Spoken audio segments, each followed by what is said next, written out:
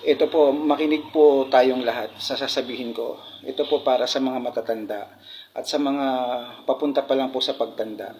Hanggat bata po tayo, hanggat malakas pa tayo, hanggat kaya po ng katawan natin na maghanap buhay, mag-ipon po tayo para po sa sarili natin. Hindi po masamang tumulong sa kapwa, pero dapat po magtira po tayo para sa sarili natin. Kasi po base po sa experience ko, nakikita ko po ngayon, kawawa po yung mga matatanda na wala pong pera. Kawawa po yung mga matatanda na wala pong magamit. Wala po silang maibili ng mga pagkain nila, maintenance nila, gamot nila, tsaka po ng mga pagkain nila, ng mga kailangan nila sa katawan nila. Nakakatakot pong tumanda kapag wala kang pera. Kaya dapat po hanggat kaya nyo pa, mag-ipon po kayo para sa sarili nyo. Upang sa ganun, kapag hindi nyo na kayang magtrabaho, meron po kayong magagamit. Kapag may pera ka po, hindi ka kawawa. Yun po ang realidad. Yun po ang nakikita ko at nararanasan ko ngayon. Katulad na lang po yung lola ko. Si Lola Carmen po kasi lubos-lubos biyaya yun. Ubus-ubus biyaya po yun eh. Tulong ng tulong yun sa mga kamag-anak niya. Pero ngayon po siya nangangailangan, wala po. Kaya po sa mga tao dyan na mga grabing magtrabaho para sa kanilang sarili, magtira po kayo para sa inyo. Upang sa ganun po, hindi po kayo kawawa, hindi kayo parang pulubi na nangihingi po kung kani-kanino.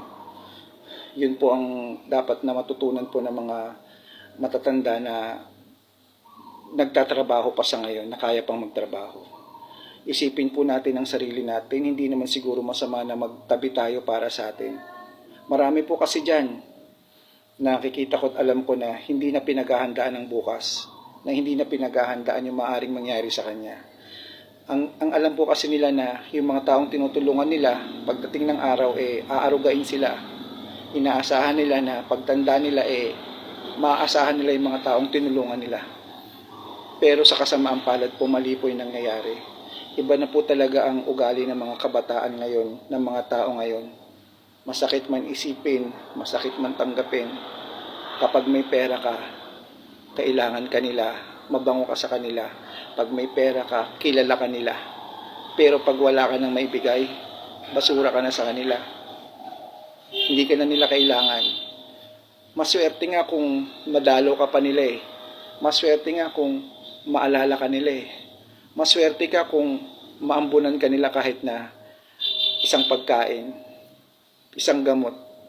Kumustahin ka man lang, napakaswerte mo na. Kaya po, sa mga matatanda na mga kailangan ng tulong pagtanda nila, mag-ipon po kayo.